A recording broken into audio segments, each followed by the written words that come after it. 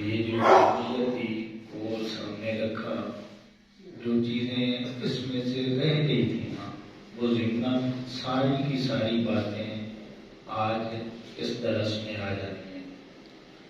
اس لیے بڑی توجہ کے ساتھ آپ نے گزارشات کو سننا ہے، اور جہاں پہ ہم سبھی کی کمی کمزوریاں موجود ہیں ان کو ہم نے دور کرنے کی کوشش کرنی ہے۔ اچھے اخلاق کو اخلاق حسنہ اور برے اخلاق کو اخلاق رذیلہ کہتے ہیں۔ اس کو اور زیادہ سادے لفظوں میں اگر بیان کیا جائے تو یوں کہیں کہ اچھی عادات کو اخلاق حسنہ اور بری عادات کو اخلاق رذیلہ کہتے ہیں۔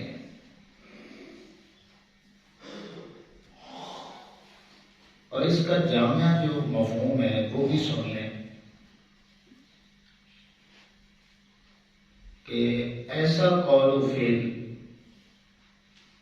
قول بات کو کہتے ہیں اور فعل عمل کو کہتے ہیں، ایسا قول و فعل جس کے کرنے سے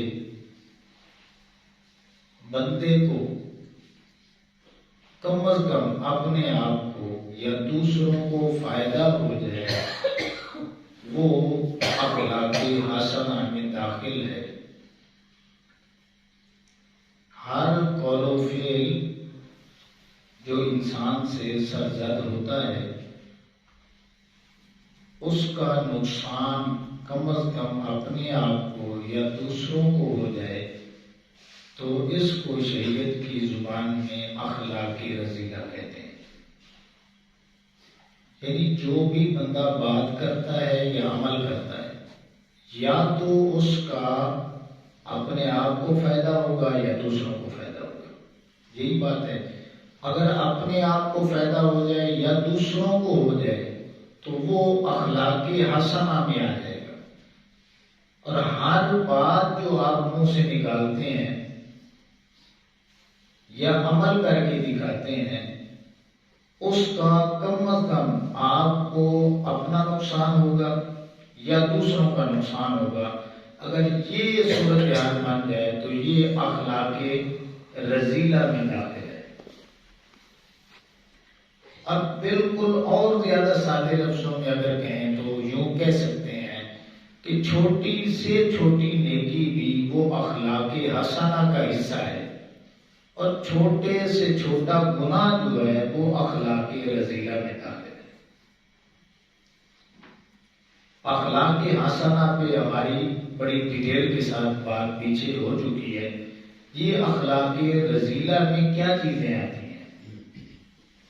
یہ سوال ہے، تو جواب یہی ہے کہ جتنے بھی گناہ کے کام ہیں، جتنے بھی چاہے چھوٹے ہیں یا بڑے ہیں، وہ سارے کے سارے اخلاق رذیلہ کا حصہ بنتے ہیں۔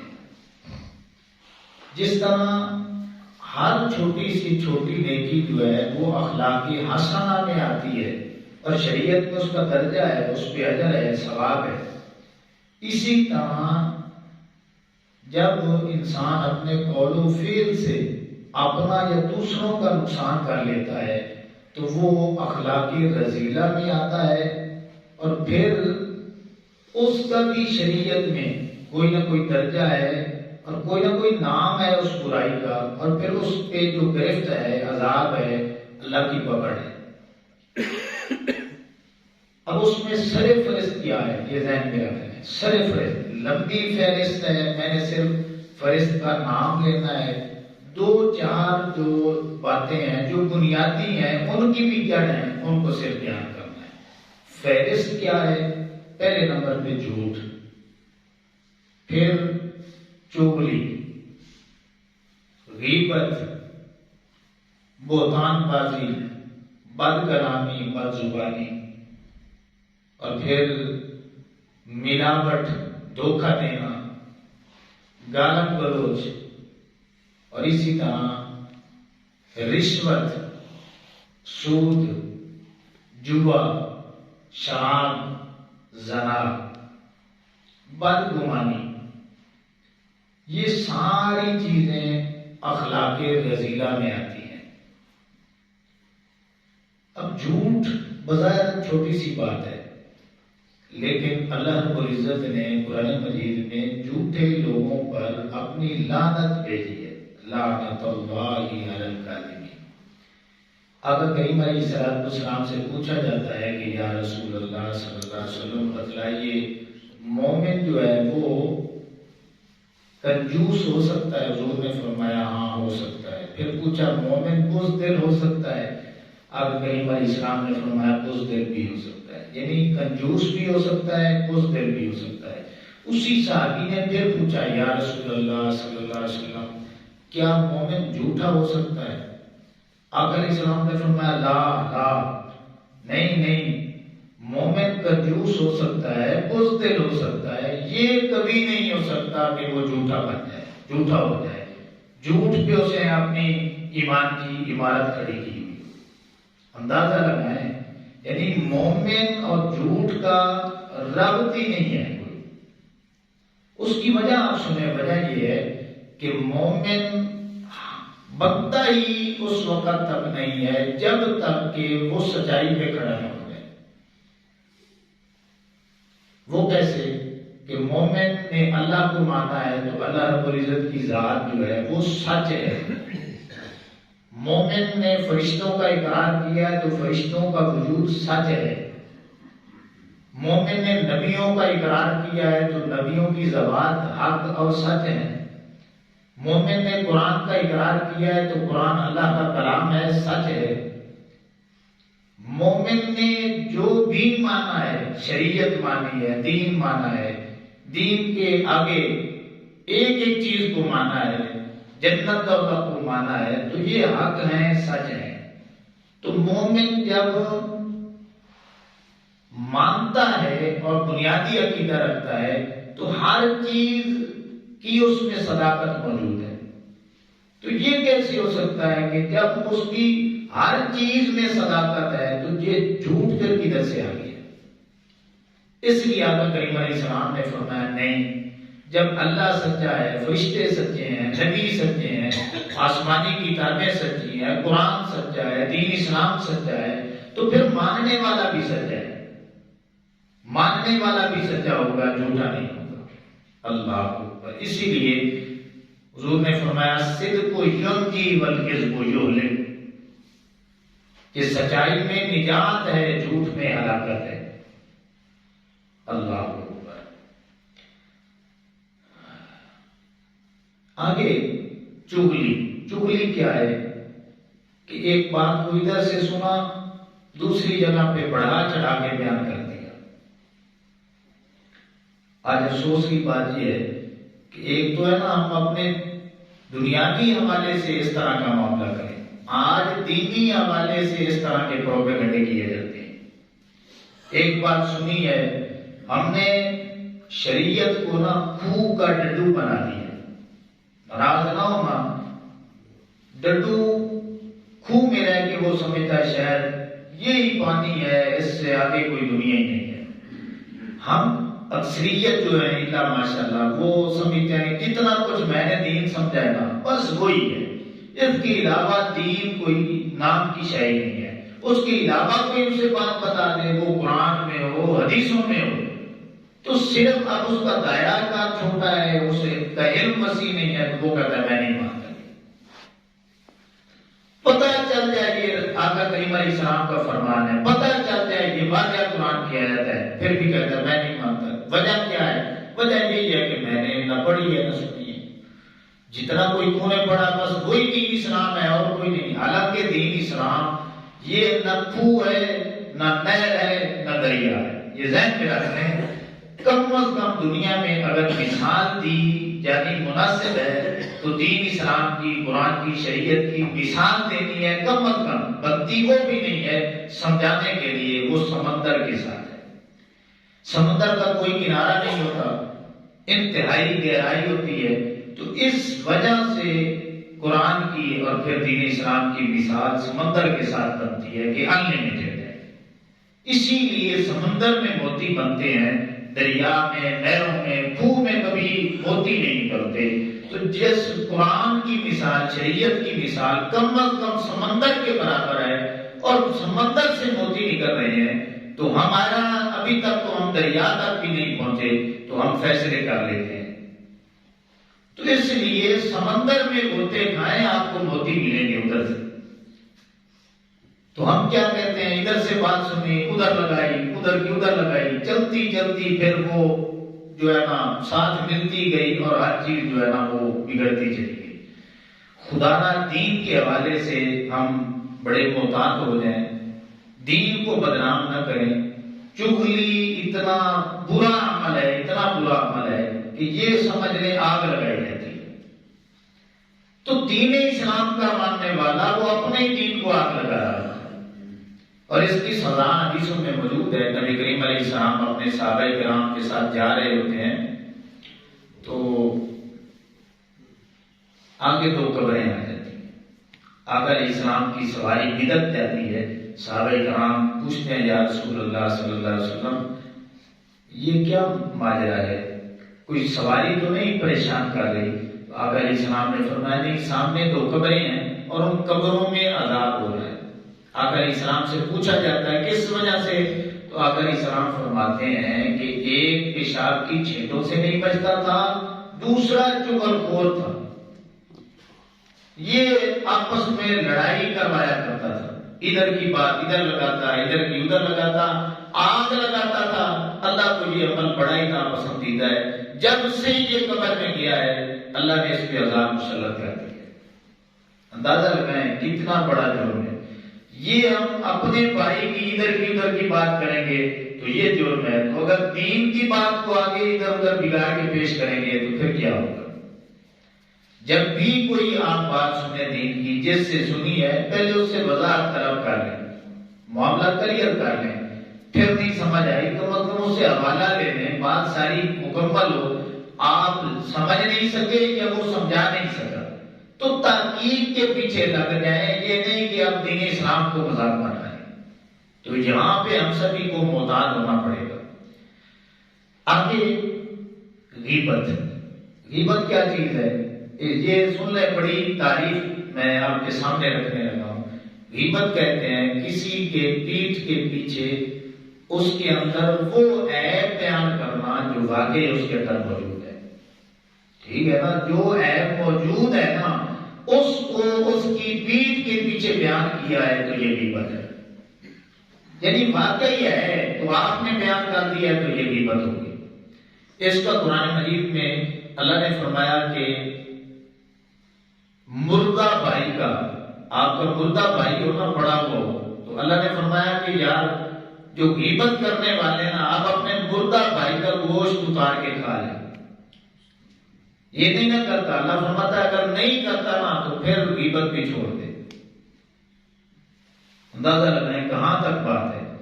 اگر بہتان ہے، بہتان بازی، اگر مسلمان بھائی کے پیٹھ کے پیچھے وہ بات کی جائے جو اس کے اندر موجود ہو تو وہ غیبت ہے، اگر موجود ہی نہ ہو تو آپ نے کر دی ہے تو پھر یہ بہتان بن گئی، یعنی ہے ہی نہیں، وہ خامی نہیں ہے، کمزوری نہیں ہے، تجھے دیکھنے میں سمجھنے میں غلطی لگی ہے اور تو نے اس کو آگے بڑھا چڑھا کے بیان کر دیا ہے تو اب وہ بہتان بن گیا۔ اور بہتان یہ بہت بڑا جرم ہے۔ اللہ نے گناہ کبیرہ کے ساتھ بہتان کی تشبیہ دی ہے اور اس کو بیان کیا ہے، ان ھذا بہتان عظیم، کسی پہ بہتان لگانا یہ تو بہت بڑا جرم ہے۔ اللہ اکبر۔ پھر ایک ہمارے اندر مرض ہے بدگمانی کی، بدگمانی یہ بہت مسئلہ ہے، یہ میاں بیوی میں ہو جائے تو طلاقیں ہو جاتی ہے، اولاد کی ماں باپ کے ساتھ بدگمانی والا معاملہ ہو جائے تو شک شبہات کو یہ چیز جنم دیتی ہے، لڑائیاں ہوتی ہیں، معاشرے میں عام ہو جائے تو پھر وہ معاشرہ جو ہے ہر شخص شکی بن جاتا ہے۔ تو اس لیے بدگمانی کے متعلق اللہ نے سورہ حجرات میں فرمایا کہ اے ایمان والو بدگمانی سے بچو۔ اکثر بدگمانی اسم گناہ ہے، یعنی خود ہی پلاننگ بناتے رہتے ہو، فیصلے کرتے رہتے ہو کسی کے متعلق. فیصلہ نہ کرو، اس کے ساتھ بات کرو، بیٹھو، گفتگو ہو، کوئی نتیجہ نکلے، آپ بھی صاف رہو، دوسروں کو بھی صاف رکھو. تو اس لیے اللہ نے فرمایا کہ خود کھچڑی نہیں پکانی، آپ نے بالکل اس کو اینڈ تک بات کو لے جانا ہے، اور جب نتیجہ نکل جائے تو پھر آپ نے اندر سے صاف ہو جانا ہے، دوسروں کو بھی کلیئر کر دینا ہے. پھر گالم گلوچ ہے، یہ ہمارے معاشرے میں، گھروں میں، اداروں میں یہ تو کلچر بن چکا ہے. گالی کو کوئی گناہ ہی نہیں سمجھتا. حدیثیں بڑی بڑی ہیں، آقا اسلام نے فرمایا مسلمان کو قتل کرنا کفر ہے، گالی دینا یہ بہت بڑا گناہ ہے. گالی دینا گناہ کا کام ہے، تو اس سے بچیں. یہ بد کلامی، بد زبانی میں بھی گالم گلوچ آ جاتی ہے. اور پھر آپ رشوت، آقا اسلام نے فرمایا وہ میری امت کا فرد ہی نہیں ہے جو رشوت لیتا دیتا ہے، اور پھر اس کا ٹھکانہ جو ہے وہ جہنم ہے. سود، قرآن پڑھ کے دیکھ لیں، پورے کا پورا رکوع سود کی حرمت میں موجود ہے. اللہ نے فرمایا کہ جو سود لیتے دیتے ہیں نا، ان کا میرے ساتھ، میرا ان کے ساتھ اعلان جنگ ہے، آئیں کوئی سے مقابلہ کریں. اللہ اور اس کے رسول کے ساتھ اعلان جنگ ہے. سود جو کھاتا ہے، لیتا دیتا ہے. اسی طرح زنا ہے.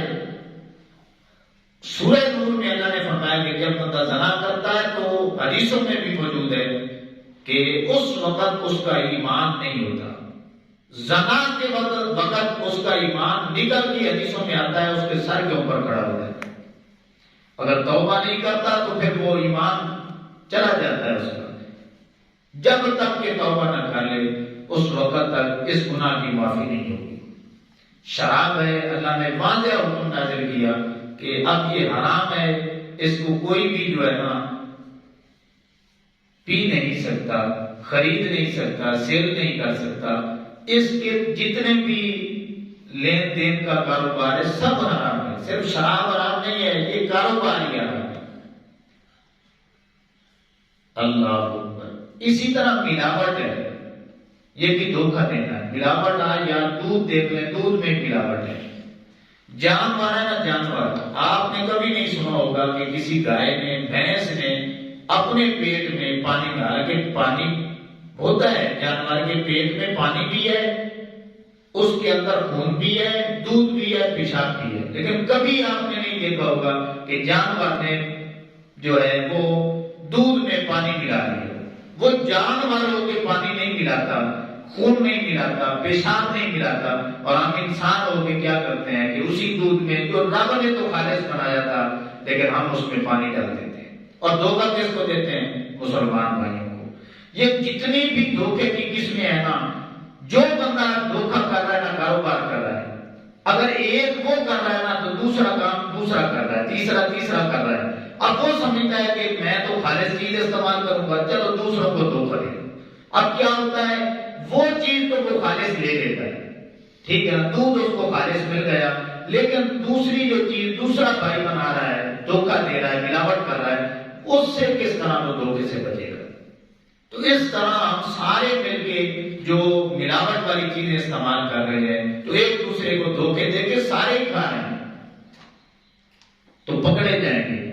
آقا اسلام نے فرمایا کہ جو میری امت میں سے میرا کلمہ پڑھ کے دھوکہ دیتا ہے وہ میری امت کا بندہ ہی نہیں ہے، فرد ہی نہیں ہے، میں اس کا نبی نہیں ہوں. فلیس منا، وہ میری امت کا فرد ہی نہیں ہے. تو اس لیے امام الانبیاء صلی اللہ علیہ وسلم کے علماء، یہ وہ برائیاں ہیں جو عمومی طور پہ ہمارے معاشرے میں بڑھتی چلی جا رہی ہیں، اور پھر ادھر نہ کوئی توجہ دلانے کے لیے تیار ہے اور نہ ہم سبھی اپنا محاسبہ کرنے کے لیے تیار ہیں.